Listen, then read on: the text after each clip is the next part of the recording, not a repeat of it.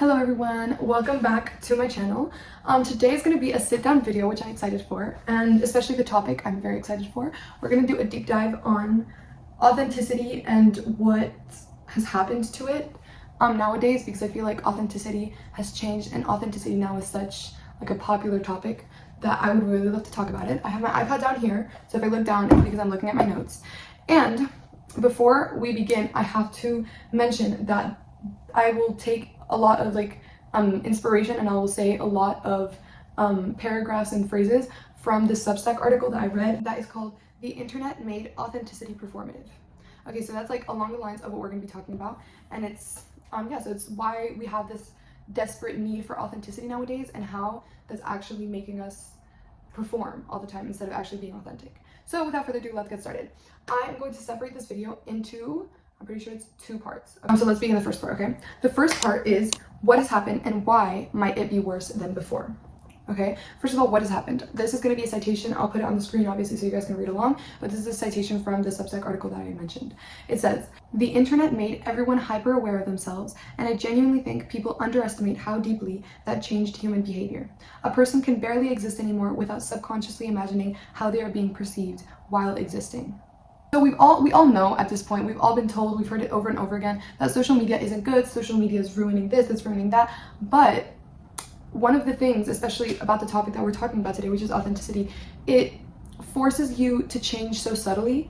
It's opinions, or it's, it's little things that at first it's like, oh, whatever. But hurts us or our identity is doing this over time, doing it so subtly and so in such little amounts that we can't really realize. We know that something's off, but it's not a big change. And over time, if we do small changes, over time those small changes get bigger and bigger until it becomes a really big change into who we are, and we're not ourselves anymore.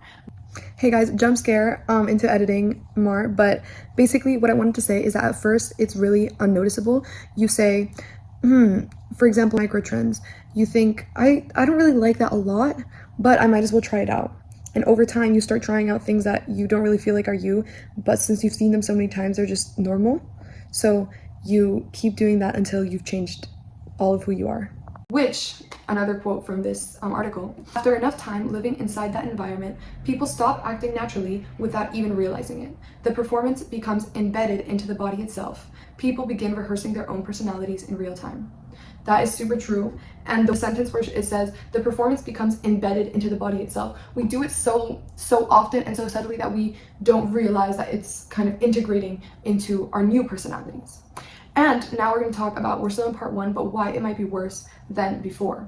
So here in this section, we can talk about how things have contrasted and changed over time. For example, a few years back, okay, 2015, I'm just making up a year. But a few years back, if someone wanted to show off, basically, if someone wanted to flex their life, it was really obvious. It was just kind of in your face, and people weren't afraid to show off. They would want to show perfect lives online, and you saw their perfect lives and you knew that their intention was to show you their perfect life.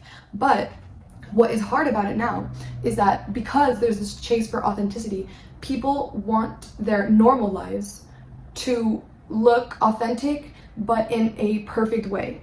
They don't want you to think, or they don't want you to know that they are looking for perfection, even though they are. It's kind of like, it's this very toxic, honestly, environment where you don't want to look like you're trying too hard, because if you don't try too hard, you're not going to be popular enough. If you try too hard, you're going to be way too entitled and bratty. So people try to find this middle ground of looking relatable and natural while not trying too hard, and looking effortless and being super relatable, but at the same time being perfect. You need to find the perfection in the messiness and the perfection in the imperfect, which just makes it like it's impossible. And that's why I feel like it might be worse than before, because before you were entitled, you were bratty, it was obvious. Now it's not. And the article says it. It says, "What makes this entire thing feel exhausting is that everyone is aware of it now. Years ago, people chased perfection online openly. People wanted to look rich, beautiful, successful, desired. Everything felt polished in an obvious way. Now, the internet worships authenticity instead, except authenticity itself became another aesthetic people try to curate perfectly. People curate bedrooms, music tastes, political beliefs, relationships, hobbies, clothing, emotional struggles, and even healing journeys into consumable presentations. Everyone becomes content eventually. It just backs up my point, and that this authenticity has just become people wanting to have content and wanting to, be big in the content world. Now we're moving on to part 2, which is the part that I call the truth. Okay, so I'm going to talk about human experience now. And the truth is, if you're a real person, then you will not always be aesthetically pleasing. And if you try to be, or if you are right now in this moment, that means that I have got you, and that you need to take a second and you need to think about the way you see yourself and the way you think about yourself. Because that means that there's a sign that this whole unspoken system about authenticity has infiltrated your identity. And the human experience is not perfect at all. It's not effortless but perfect. It's not perfect and effortless. It's confusing, it's annoying, it's wonderful. And sometimes you will look like trash. You will look like trash, you will feel like trash. You don't feel sad but beautiful. You feel like trash. And sometimes you feel so happy, and it's a kind of happiness that a camera can't record, or that you can't really even express with your words. So in those senses, you can't become content. And that's real authenticity, being a human and going through these emotions and going through deep things that are not for your TikTok page. That is authenticity. And the view of authenticity has become so distorted with this whole thing of trying to be perfect but trying to be normal and relatable at the same time, that we forget that it's supposed to be confusing. Life is not going to be good, and it's not going to be perfect, and it's not going to be nonchalant, and it's not going to be effortless. It's going to be sometimes really nerve-wracking or genuinely exciting. And yeah, I feel like we've lost that because our view on authenticity has changed, and authenticity is not real authenticity anymore. It's pretending that you're being you. And again, the article says, somewhere deep down, I think many people secretly miss existing without feeling observed constantly. People miss having thoughts that disappear instead of becoming posts. People miss enjoying meals without photographing them. People miss laughing without imagining how they look like while laughing. People miss dressing for comfort instead of perception. So yeah, it's just authenticity doesn't mean showing the world everything that you do and making sure everyone knows exactly what you're doing at the exact time, or knowing what you're eating. And my favorite food is this, so I post selfies about it. My favorite style and my favorite aesthetic is this, so this is the only style I'm gonna use and I'm gonna post about. It's a lot more confusing and complex than that, and we just have to accept that. And when you accept that, that is going to be your path to real authenticity.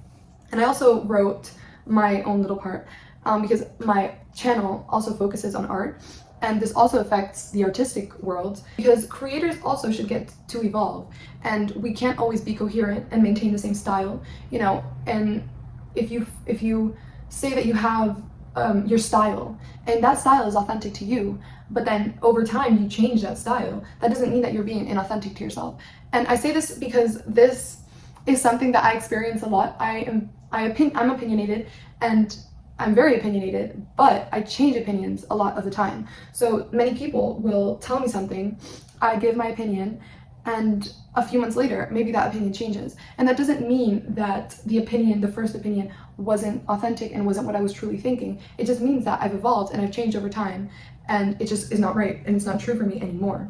But that's why it's okay to be messy or illogical, and really, truly messy, not the cute messy, the pleasing, like aesthetically pleasing kind of messy that people try to maintain nowadays. It's really messy and it's confusing, and it doesn't make any sense.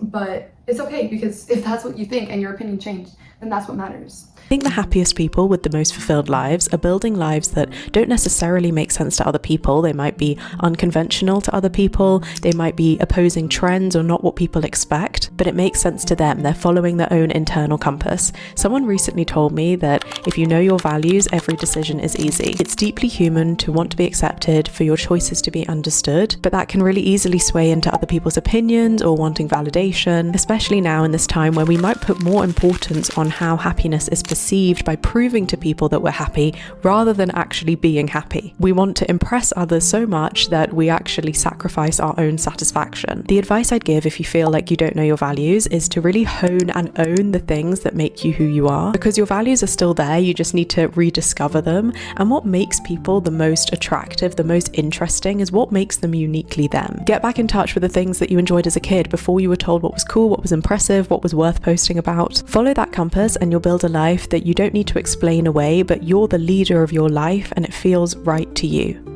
And now, the last little part is the confusion, because a lot of people nowadays, also because this has been so ingrained into our minds, there's confusion, clearly, and reasonably also, because now if someone is seen with a matcha, it's just like, oh my god, they're being so performative, like, oh my god, and it's genuinely confusing. You now cannot distinguish between a person that is drinking matcha because they like matcha and a person that's drinking matcha that hates it, but that just wants to appear like they're drinking matcha and want to appear like healthy and cool, and you know, it's really confusing.